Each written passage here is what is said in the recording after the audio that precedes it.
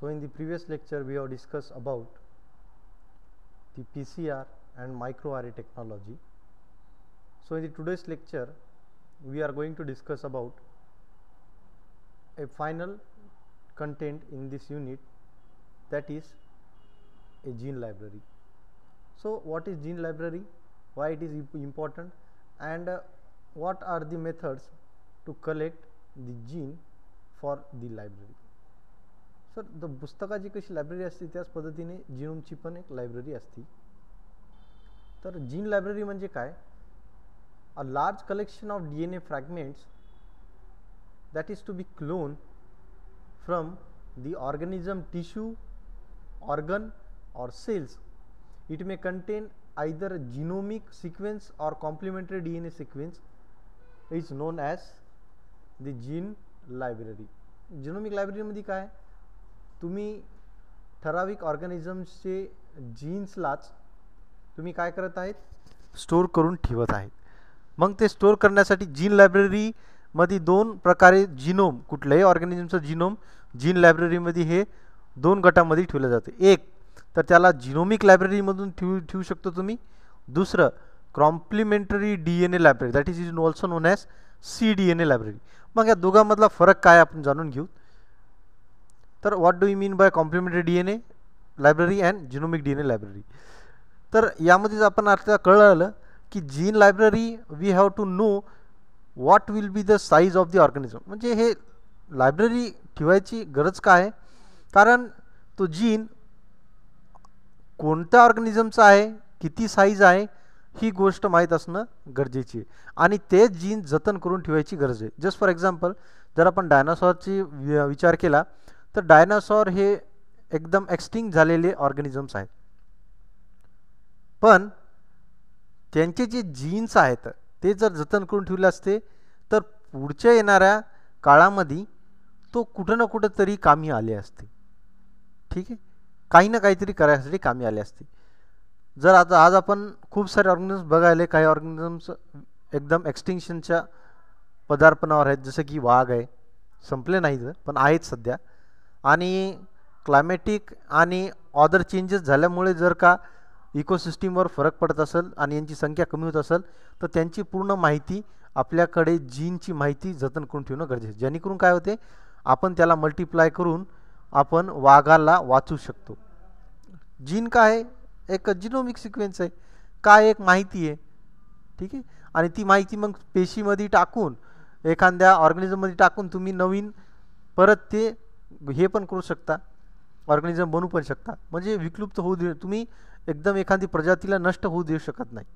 त्यासाठी मग ही genetic information कुठेतरी स्टोअर केली पाहिजे आणि त्याला जीन लायब्ररी असे म्हटल्या जाते. तर जीन लायब्ररीसाठी लागणारे जे टूल्स आहेत ते टूल्स तर पूर्ण कुठले असतील, जे आपण पुढील लेक्चरमध्ये, जे की आपण पूर्वीच्या लेक्चरमध्ये बघितले होते, जे काही पण टूल्स आहेत, रिस्ट्रिक्शन एन्झाईम्सचे टूल्स आहेत, काही पॉलिमरेजचे एन्झाईम्स आहेत, काही लायगेस आहेत, लायज एन्झाईम्स आहेत, हे पण टूल्स आहेत. पण महत्त्वाचे जे जीनोमला घेऊन जाणारे आहेत ते म्हणजे वेक्टर्स. मग वेक्टर्स मग तुम्ही काय करू शकता, जर तुम्ही व्यवस्थित बघितलं तर प्लाझमिड वापरू शकता, लॅम्बडाफॉज वापरू शकता, कॉस्मिड वापरू शकता, नंतर मग that is bacterial artificial chromosome वापरू शकता, आणि ईस्ट आर्टिफिशियल क्रोमोझोम. तर हे बघा तुम्ही, प्लाझमिड फक्त 20 KB DNA घेऊन जाऊ शकते. ठीक आहे, लॅम्बडा 20 KBचाच, पण that is bacterial artificial chromosome हे 500 KB DNA घेऊन जाऊ शकते आणि जतन करून ठेवू शकतो. त्या व्यतिरिक्त YAC that is yeast artificial chromosome हे 1 MB पर्यंतचा DNA क्लोनिंगसाठी घेऊन जाऊ शकतो. तर जेवढा जास्त DNA तुम्ही घेऊन जायची क्षमता असेल तेवढा चांगला तो वेक्टर असू शकतो. मग हे टूल्स आहेत महत्त्वाचे जीनोमिक लायब्ररीसाठी लागणारे. पहिला टाईप आपण बघू, genomic DNA library. Genomic DNA लायब्ररीमध्ये काय, this library is made up of genomic DNA and the genomic DNA molecules are very large in size. तर तुम्ही याचा वापर करू शकता. आणि आता तुम्ही गृहीत धरा तुमच्याकडे 1 GB चा डाटा आहे, कुठलाही असू द्या. मग कुठल्याही स्वरूपात, पुस्तक असू द्या किंवा एखादी मूवी असू द्या. मग त्याला तुम्हाला जतन करून ठेवायचं, तर त्याला तुम्ही काय करणार, 100 MBचे 10 तुकडे बनवणार. That is non as fragment. ठीक आहे. आणि ते 100 तुकडे जे आहेत त्याला एकत्रित करून तुम्ही एक कंप्लीट ऑर्गॅनिझम बनवू शकता. पण हे करण्यासाठी तुम्हाला काय लागेल, तुम्हाला वेगवेगळे सॉफ्टवेअर्स लागतील. त्याच पद्धतीने सेम जिनोमिक DNA लायब्ररीमध्ये पण काय असते, मोठा जिनोमिक DNA असू द्या, किती मोठा DNA असू द्या, किती मिलियन्स ऑफ बेस पेअर्स असू द्या, त्याला काय करूत आपण, छोट्या छोट्या तुकड्यामध्ये त्याला आणूत आणि आणून नंतर त्याला स्टोअर करून ठेवूत. याला जिनोमिक DNA लायब्ररी असे म्हणले जाते. This is done through various enzymes, that is restriction endonuclease enzyme, and to carry out or to carry the genetic information we required the vectors in the form of, मग तुम्ही प्लाझमिडचा वापर करा, कॉस्मिडचा वापर करा किंवा फाजचा वापर करा. तर अशा पद्धतीने आपण जेनोमिक DNA लायब्ररीला कन्स्ट्रक्शनसाठी तुम्ही छोटे छोटे पीसेसमध्ये त्या होल जिनोमला ब्रेक करून तुम्ही त्याला जतन करून ठेवू शकता. आणि हे वास्तविकता आहे आणि हे करत पण आहेत आपण कंटिन्युअसली. प्रत्येक ऑर्गॅनिझमची अशा पद्धतीने जिनोमिक DNA लायब्ररी कन्स्ट्रक्ट झालेली आहे. जे मी आता बोललो तेच बघा, हे पूर्ण ऑर्गॅनिझम आहे. याचा DNA एक्स्ट्रॅक्ट केला, एक्स्ट्रॅक्ट करून त्याला ब्रेक केलं, छोट्या छोट्या याच्यामध्ये टाकून दिलं आणि हे कम्प्लिटली काय केलं बघा तुम्ही, make the recombinants of the DNA आणि कम्प्लिटली स्टोअर करून क्लोन करून या बॅक्टेरियामध्ये ठेवलेला आहे. ठीक आहे, या बॅक्टेरियामध्ये ठेवलेला आहे. आणि नंतर मग हे ठेवलेल्या बॅक्टेरियामध्ये जिनोम आहे ते परत घेऊन तुम्ही परत त्याला जोडून एक परत नवीन ऑर्गॅनिझम पण करू शकता. तर ही वैशिष्ट्य आहे जिनोमिक लायब्ररीची. त्या व्यतिरिक्त second type of genomic library और जीन लायब्ररीचं आहे, that is complementary DNA library. तर कॉम्प्लिमेंटरी DNA लायब्ररीमध्ये तुम्ही डायरेक्टली DNAचा वापर नाही करू शकत, पण DNAची कॉपी केली जाते आणि त्या DNAची जी कॉपी केलेली आहे तुम्ही त्याची कॉपी करत आहे. नेमकं म्हणजे सर तुम्ही मला नाही कळालं, जरा एक मेन तुमच्याकडे एखादा पान आहे, तर मेन पानची एक झेरॉक्स आणि त्या झेरॉक्सची झेरॉक्स तुम्ही मारत आहेत, दॅट इज कॉम्प्लिमेंटरी DNA लायब्ररीज. सो कॉम्प्लिमेंटरी DNA लायब्ररीजमध्ये मग मेन कॉपी म्हणजे DNA, mRNA म्हणजे त्याची एक कॉपी आणि mRNAचे तुम्ही परत कॉपीज बनवायले, that is a complementary DNA library. मग त्याच्यापासून मग तुम्ही ओरिजिनल पण बनवू शकता.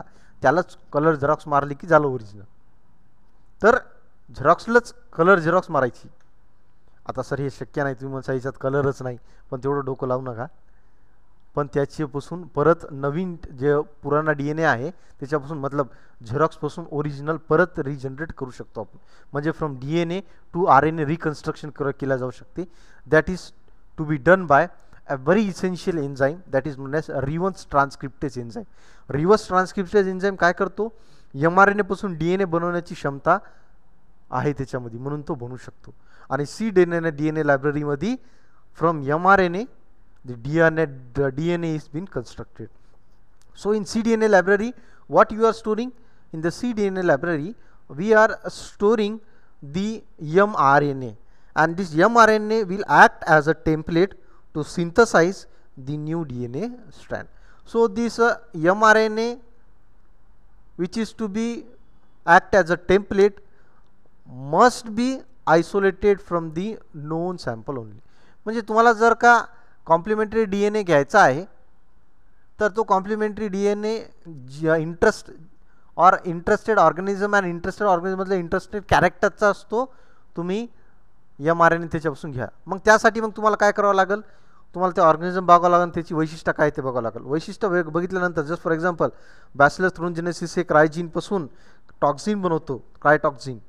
ठीक आहे, तर तो जो टॉक्झिन आहे तो टॉक्झिन बनवण्यासाठी जो लागणारा mRNA आहे, तर तो mRNA तुम्ही एक्स्ट्रॅक्ट करायचा आणि प्युरिफाय करायचा.